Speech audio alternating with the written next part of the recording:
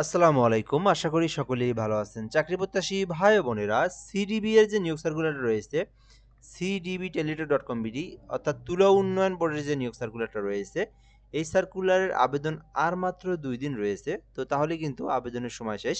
তো যেহেতু এর আগেও ভিডিওটা আমরা আপলোড করেছিলাম, আবার আমরা আপলোড করতেছি যেহেতু আর মাত্র ২ দিন আছে।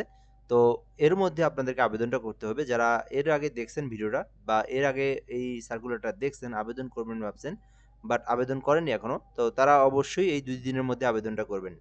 এটা কিন্তু সরকারি স্থায়ী একটা নিয়োগ সার্কুলার। তো আপনারা সার্কুলারটা দেখতে পারেন। সার্কুলারটা নিয়ে বিস্তারিত আলোচনা করা হবে।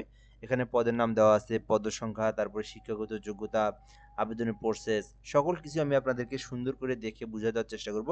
আর এই সার্কুলারে কিন্তু এসএসসি পাশে অফিস সহায়ক থেকে শুরু করে আ ৮ম শ্রেণী পাশে, তারপরে হচ্ছে এইচএসসি পাশে অনার্স, মাস্টার্স ডিগ্রি সকল শিক্ষাগত যোগ্যতার জন্যই আলাদা, আলাদা পদের সংখ্যা রয়েছে।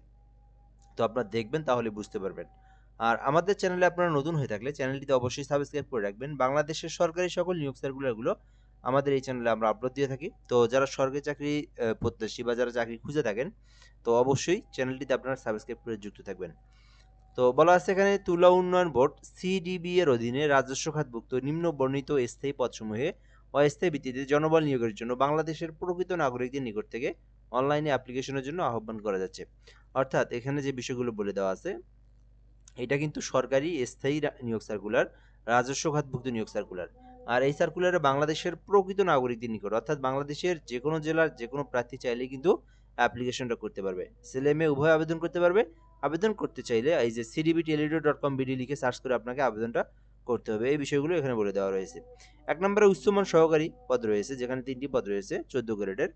তো উচ্চমান সহকারী পদে আবেদন করতে চাইলে আপনার শিক্ষাগত যোগ্যতা প্রয়োজন যেকোনো স্বীকৃত বিশ্ববিদ্যালয় হইতে সিজিপিএতে স্নাতক বা সমমানের ডিগ্রি থাকতে হবে, অর্থাৎ অনার্স পাস অথবা ডিগ্রি পাস করা থাকলে কিন্তু আপনারা উচ্চমান সহকারী পদে আবেদন করতে পারবেন। এক্ষেত্রে আবেদনের জন্য ইমেইল, ফ্যাক্স মেশিন, তারপরে হচ্ছে ওয়ার্ড প্রসেসিং অর্থাৎ কম্পিউটার সম্পর্কে বেসিক যে নলেজগুলো এগুলো আপনার জানা থাকতে হবে, তাহলে আপনি আবেদন করতে পারবেন। ২ নম্বরে যে পদের নাম রয়েছে এটা হচ্ছে ৬০ মুদ্রাক্ষরিক কাম কম্পিউটার অপারেটর, যেখানে ৩টি পদ রয়েছে ১৪ গ্রেডের। তো ৬০ মুদ্রাক্ষরিক কাম কম্পিউটার পদে আবেদন করতে আপনার শিক্ষাগত যোগ্যতা প্রয়োজন অনার্স পাস অথবা ডিগ্রি পাস যেকোনো স্বীকৃত বিশ্ববিদ্যালয় হইতে অনন্য দ্বিতীয় শ্রেণী বা সমমানের সিজিপিএতে স্নাতক অথবা সমমানের ডিগ্রি, অর্থাৎ অনার্স পাস করলে আবেদন করতে পারবেন, আবার ডিগ্রি পাস করলে আবেদন করতে পারবেন। আর যারা মাদ্রাসা থেকে তারা ফাজিল পাস করলে আবেদন করতে পারবেন। ৩ নম্বরে যে পদের নাম রয়েছে এটা হচ্ছে ট্রাক্টর চালক, এখানে একটি পদ রয়েছে। তো এই ক্ষেত্রে আবেদনের জন্য জুনিয়র স্কুল সার্টিফিকেট অর্থাৎ ৮ম শ্রেণী পাশ করলে আপনি ট্রাক্টর চালক এই পদে আবেদন করতে পারবেন। এখানে কিন্তু ড্রাইভিং লাইসেন্স থাকতে হবে, তাহলে আপনি আবেদন করতে পারবেন। এটা কিন্তু ১৫ গ্রেডের। ৪ নম্বরে রয়েছে অফিস সহকারী কাম কম্পিউটার মুদ্রাক্ষরিক, যেখানে ৬টি পদ রয়েছে। এক্ষেত্রে আবেদনের জন্য এইচএসসি পাস থাকতে হবে। তো এখানে বলা আছে কোনো স্বীকৃতি বোর্ড হইতেও সমমানের সিজিপিএতে উচ্চ মাধ্যমিক অর্থাৎ এইচএসসি পাস করলে আপনি অফিস সহকারী কাম কম্পিউটার মুদ্রাক্ষরিক এই পদে আবেদন করতে পারবেন। এটা কিন্তু ১৬ গ্রেডের ৬টি পদ রয়েছে। তো ৫ নম্বরে রয়েছে হিসাব সহকারী, যেখানে একটি পদ রয়েছে। এক্ষেত্রে আবেদনের জন্য কোনো স্বীকৃত বিশ্ববিদ্যালয় হইতে বাণিজ্য বিভাগে স্নাতক ডিগ্রি। তো এটাতেও কিন্তু আবেদনের জন্য বাণিজ্য শাখা থেকে আপনাদেরকে অনার্স পাস অথবা ডিগ্রি পাস করা থাকতে হবে, তাহলে হিসাব সহকারী পদে আবেদন করতে পারবেন। ৬ নম্বরে ক্যাশিয়ার পদ রয়েছে, যেখানে ৩টি পদ রয়েছে। এক্ষেত্রে আবেদনের জন্য বাণিজ্য বিভাগে স্নাতক ডিগ্রি থাকতে হবে। এটাতেও কিন্তু আবেদনের জন্য অনার্স পাস অথবা ডিগ্রি পাস করলে আপনারা ক্যাশিয়ার পদে আবেদন করতে পারবেন। ৭ নম্বরে একটা পদের নাম রয়েছে যেটা কিন্তু জিন মেকানিক, এখানে ২টি পদ রয়েছে। এক্ষেত্রে আবেদনের জন্য যেকোনো স্বীকৃতি বোর্ড হইতে অনন্য মাধ্যমিক স্কুল সার্টিফিকেট অর্থাৎ এসএসসি পাস থাকতে হবে। আর এখানে কিন্তু একটা বিষয় বলা আছে যে বা সমমান পরীক্ষায় স্বীকৃতি কোনো প্রতিষ্ঠান হইতে যান্ত্রিক বা বৈদ্যুতিক ট্রেড কোর্স উত্তীর্ণ থাকলে আপনি আবেদন করতে পারবেন। জিন মেকানিক পদে আবেদন করতে চাইলে আপনার অর্থাৎ এসএসসি পাস থাকতে হবে বা সমমান পরীক্ষায় উত্তীর্ণ সহ এসএসসি পাসের পাশাপাশি এখানে যান্ত্রিক অথবা বৈদ্যুতিক ট্রেড কোর্স থাকতে হবে, অর্থাৎ আপনার টিটিসি, টেকনিক্যাল, যুব উন্নয়ন এরকম যে প্রতিষ্ঠানগুলো রয়েছে, তো এগুলো থেকে যদি আপনার ইলেকট্রিক্যাল অথবা যান্ত্রিক নিয়ে যদি আপনার কোর্স করা থাকে সেক্ষেত্রে আবেদন করার আপনি এই পদে আবেদন করতে পারবেন। ৮ নম্বরে রয়েছে স্টোর কিপার, যেখানে একটি পদ রয়েছে। আবেদনের জন্য বাণিজ্য শাখা থেকে অনার্স পাস অথবা ডিগ্রি পাস করলে আপনি আবেদন করতে পারবেন স্টোর কিপার পদে।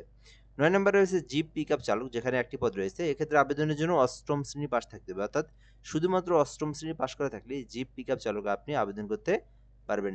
১০ নম্বরে রয়েছে অফিস সহায়ক, যেখানে ১৩টি পদ রয়েছে। আবেদন করতে শুধুমাত্র এসএসসি পাস থাকলে আবেদন করতে পারবেন। তো এটা কিন্তু মোটামুটি বড় পদ, 13টি পদ রয়েছে এখানে 20তম গ্রেডের মধ্যে। তো শুধুমাত্র SSC pass, just SSC pass করা থাকলেই অফিস সহায়ক পদে আপনি অ্যাপ্লিকেশন করতে পারবেন। ঠিক আছে? তো এখানে আপনি আপনার শিক্ষাগত যোগ্যতা অনুযায়ী যে পদে ইচ্ছা সেই পদে কিন্তু আপনি অ্যাপ্লিকেশন করতে পারেন।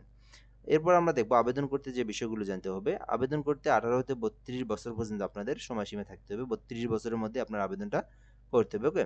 এরপর আমরা এখান থেকে দেখব কিভাবে আপনি আবেদন করবেন। আবেদনের জন্য এখানে একটা লিঙ্ক দেখতে পারতেছেন cdbteletalk.com বিডি লিখে সার্চ করতে হবে। তো এই লিঙ্কে প্রবেশ করে আপনাদেরকে আবেদনটা করতে হবে। আচ্ছা। আর আবেদনটা কিন্তু 27 তারিখ পর্যন্ত করতে পারবেন আপনারা, সরি 26 তারিখ পর্যন্ত করতে পারবেন।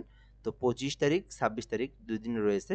তো যারা ভিডিওটা দেখতেছেন অবশ্যই 26 তারিখ বিকাল 5 ঘটিকার মধ্যে আপনারা এই সার্কুলারে আবেদন করতে হবে। অর্থাৎ 26 তারিখ বিকাল 5টার পরে কিন্তু এই সার্কুলারটা আর আবেদন করতে পারবেন না। স্বয়ংক্রিয়ভাবে এই ওয়েবসাইট বন্ধ হয়ে যাবে। তো যারা আবেদন করবেন আজকে রাত সময় আছে, 25 তারিখ সময় আছে, 26 তারিখ সারাদিন সময় আছে। ভিডিওটা যারা 26 তারিখ 5টার আগে দেখবেন শুধু তারাই আবেদন করতে পারবেন।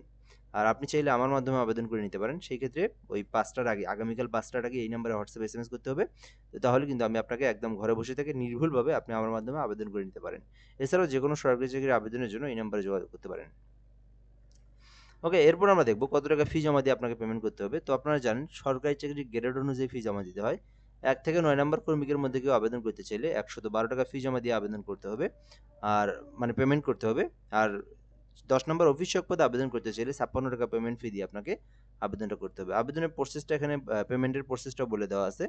প্রথমে এসএমএসে আপনারা সিডিবি লিখবেন। সিডিবি লিখে আপনারা ইয়েস দিবেন, সরি স্পেস দিবেন। দেওয়ার পর আপনারা ইউজার আইডি লিখবেন।